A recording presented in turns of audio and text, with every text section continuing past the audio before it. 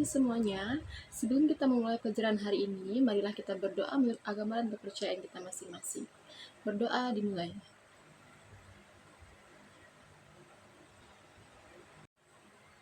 Baik, hari ini kita akan belajar mengenai metode pembelajaran. Sebelumnya ada yang tahu apakah itu metode pembelajaran? Metode pembelajaran adalah sebuah proses sistematis atau cara teratur yang dilakukan oleh guru dalam menyampaikan materi pelajaran kepada siswanya. Kemudian di sini ada 3 tujuan dari metode pembelajaran. Yang pertama, membantu siswa mengembangkan kemampuan individual supaya mereka bisa mengatasi permasalahannya. Yang kedua, membantu siswa belajar mengajar agar pelaksanaannya bisa dilakukan dengan baik. Kemudian yang ketiga, memudahkan dalam menemukan, menguji, serta menyusun data yang diperlukan sebagai upaya mengembangkan disiplin sebuah ilmu. Selain dari 3 tujuan umum ini, ada beberapa tujuan lain dari metode pembelajaran, yaitu meningkatkan pemahaman konsep, di mana memastikan siswa memahami konsep-konsep yang diajarkan dengan mendalam melalui berbagai pendekatan yang sesuai dengan gaya belajar mereka. Kemudian meningkatkan keterampilan berpikir kritis, mengembangkan kemampuan siswa dalam menganalisis, mengevaluasi, dan membuat keputusan berdasarkan informasi yang mereka miliki. Selanjutnya mendorong keterlibatan aktif, membuat siswa lebih terlibat dan termotivasi dalam proses belajar melalui metode pembelajaran yang interaktif dan menarik. Selanjutnya mengembangkan kemandirian dalam belajar, mendorong siswa untuk mengambil inisiatif dan bertanggung jawab atas pembelajaran mereka sendiri. Kemudian mengakomodasi beragam gaya belajar, menyediakan metode pembelajaran yang dapat memenuhi kebutuhan siswa dengan berbagai gaya belajar seperti visual, auditori, dan kinestetik. Kemudian meningkatkan keterampilan sosial, membantu siswa mengembangkan keterampilan sosial seperti kerjasama, komunikasi, dan empati melalui pembelajaran kelompok dan kolaboratif. Kemudian meningkatkan integrasi pengetahuan, membantu siswa mengintegrasikan pengetahuan dari berbagai mata pelajaran untuk memahami keterkaitannya. Kemudian mendorong kreativitas dan inovasi, menginspirasi siswa untuk berpikir kreatif dan inovatif dalam memecahkan masalah dan menyelesaikan tugasnya. Kemudian meningkatkan resistensi dan ingatan, membantu siswa mengingat informasi lebih lama melalui aktivitas praktis dan pengalaman langsung. Selanjutnya mengembangkan keterampilan teknologi, membekali siswa dengan keterampilan dan penggunaan teknologi dan alat digital yang relevan. Selanjutnya yaitu menghargai kecepatan belajar individu, memberikan kesempatan bagi siswa untuk belajar sesuai dengan kecepatan mereka sendiri, memungkinkan adaptasi dan diferensiasi dalam pengajaran. Kemudian mengajarkan aplikasi praktis pengetahuan, membantu siswa memahami bagaimana menerapkan pengetahuan yang mereka pelajari dalam situasi nyata dan praktis. Selanjutnya yaitu meningkatkan motivasi dan minat belajar, membuat proses belajar lebih menarik dan relevan sehingga meningkatkan motivasi dan minat siswa. Mengembangkan kemampuan komunikasi, membantu siswa mengembangkan keterampilan komunikasi lisan dan tulisan yang efektif melalui interaksi dan diskusi. Kemudian mendorong refleksi dan evaluasi diri, mendorong siswa untuk merefleksikan pengalaman belajar mereka dan mengevaluasikan kemajuan mereka sendiri sehingga meningkatkan kesadaran diri dan pembelajaran berkelanjutan. Selanjutnya kita akan membahas mengenai jenis metode pembelajaran. Yang pertama itu ada metode ceramah. Adalah salah satu metode pembelajaran yang bersifat konvensional karena guru menyampaikan materi kepada siswa secara lisan. Sejak dahulu hingga sekarang, metode satu ini memang dianggap sebagai yang paling praktis dan ekonomis.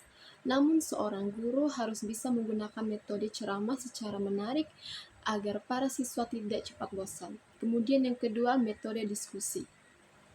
Metode ini selalu mengutamakan aktivitas diskusi yang melibatkan para siswa untuk belajar memecahkan masalah. Menerapkan metode diskusi biasanya dilakukan dengan membuat kelompok diskusi yang bertugas membahas sebuah masalah. Kemudian yang ketiga ada metode demonstrasi.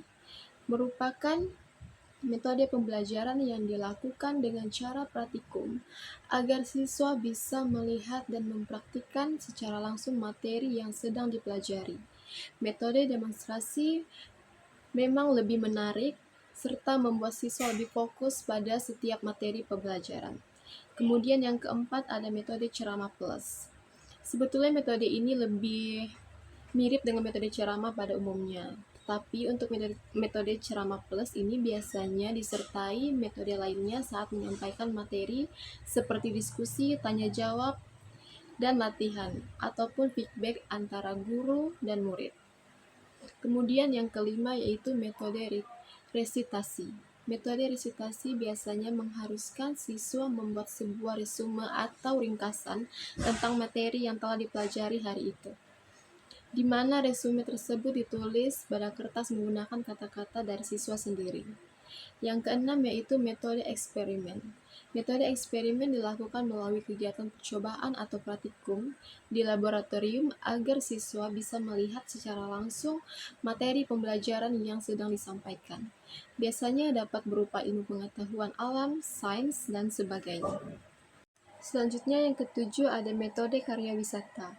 Metode satu ini menggunakan tempat atau lingkungan tertentu yang mempunyai sumber belajar untuk siswa. Namun penerapan metode ini perlu memperoleh pengawasan secara langsung dari guru, misalnya museum atau alam. Kemudian ada metode latihan. Metode ini merupakan metode pembelajaran yang dilakukan dengan melatih keterampilan kepada siswa dengan merancang, memanfaatkan, atau membuat sesuatu. Biasanya setelah penjelasan, murid akan diuji oleh beberapa pertanyaan. Kemudian metode perancangan. Pada metode ini, siswa akan dirancang agar mampu membuat sebuah proyek yang nantinya akan diteliti. Dapat berupa perancangan skema, data, grafik, dan lain-lain. Metode ini banyak digunakan juga pada program khususnya kejurusan. 10 yaitu metode debat. Metode ini mengajak siswa untuk saling beradu argumentasi secara perorangan atau kelompok.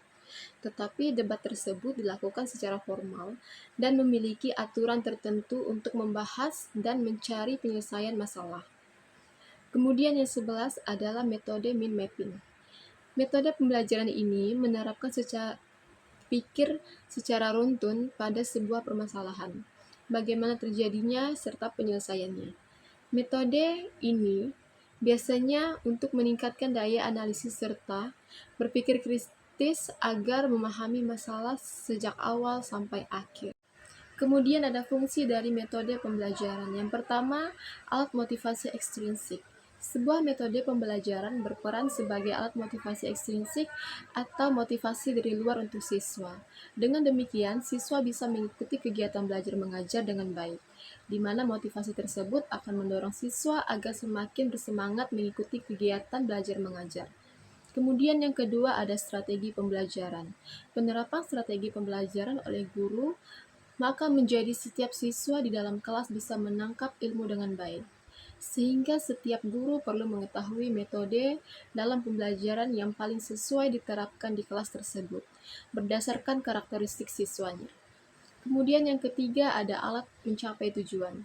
Metode pembelajaran merupakan sebuah alat supaya siswa bisa mencapai tujuan belajar. Sebab menyampaikan materi yang tidak memperhatikan metode dalam pembelajaran, maka dapat mengurangi nilai kegiatan belajar mengajar tersebut. Selain itu, guru juga menjadi kesulitan saat menyampaikan materi dan siswa kurang termotivasi saat belajar. Kemudian fungsi selanjutnya yaitu meningkatkan pemahaman. Metode pembelajaran membantu siswa memahami konsep-konsep yang diajarkan dengan baik melalui berbagai pendekatan yang sesuai dengan gaya belajar mereka. Kemudian mengembangkan keterampilan berpikir kritis. Metode seperti pembelajaran berbasis masalah dan inquiry mendorong siswa untuk menganalisis, mengevaluasi, dan membuat keputusan berdasarkan informasi yang mereka miliki. Kemudian meningkatkan keterlibatan siswa. Metode pembelajaran yang interaktif seperti pembelajaran kolaboratif dan berbasis proyek membuat siswa lebih terlibat dan termotivasi dalam proses belajar. Kemudian memfasilitasi pembelajaran mandiri.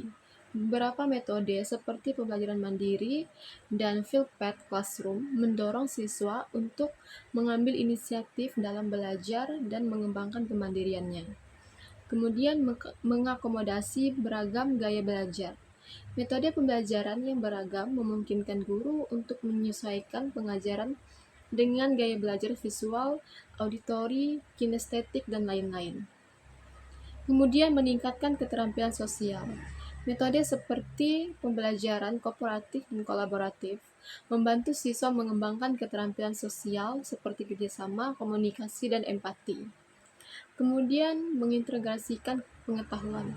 Metode pembelajaran tematik dan berbasis proyek memungkinkan siswa mengintegrasikan pengetahuan dari berbagai mata pelajaran dan melihat keterkaitannya.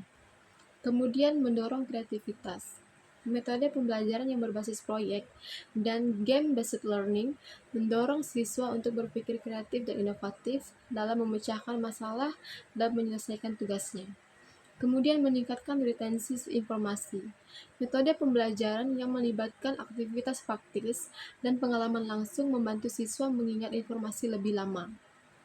Kemudian selanjutnya yaitu pengembangan keterampilan teknologi. Metode pembelajaran berbasis teknologi membantu siswa mengembangkan keterampilan dalam menggunakan alat-alat digital dan teknologi informasi. Kemudian menyesuaikan kecepatan belajarnya. Pembelajaran berbasis kompetensi dan adaptif memungkinkan siswa untuk belajar sesuai dengan kecepatan mereka sendiri, memberikan waktu tambahan bagi yang membutuhkan. Kemudian mengajarkan penerapan pengetahuan. Metode pembelajaran berbasis proyek dan masalah membantu siswa memahami bagaimana menerapkan pengetahuan dan situasi nyata dan praktis. Kemudian meningkatkan motivasi belajar mereka. Metode pembelajaran yang menarik dan relevan seperti game-based learning and pembelajaran kontekstual meningkatkan motivasi siswa untuk belajar. Kemudian mengembangkan kemampuan berkomunikasi. Metode seperti pembelajaran kooperatif dan kolaboratif memberikan kesempatan bagi siswa untuk mengembangkan keterampilan komunikasi lisan dan tulisan. Kemudian mendorong refleksi dan evaluasi diri. Metode pembelajaran eksperiensial dan berbasis penemuan mendorong siswa untuk merefleksikan pengalaman belajar mereka dan mengevaluasi kemajuan mereka sendiri. Baik, kesimpulan dari pembelajaran hari ini adalah berbagai macam metode pembelajaran hadir di dunia pendidikan agar kegiatan belajar mengajar dapat berjalan dengan baik. Selain itu, melalui metode tersebut, siswa lebih senang dan bersemangat mengikuti kegiatan belajar di kelas, sehingga materi yang disampaikan oleh guru dapat dipahami dengan mudah oleh siswa. Baik, saya rasa pertemuan hari ini cukup sampai di sini. Semoga bermanfaat dan selamat pagi.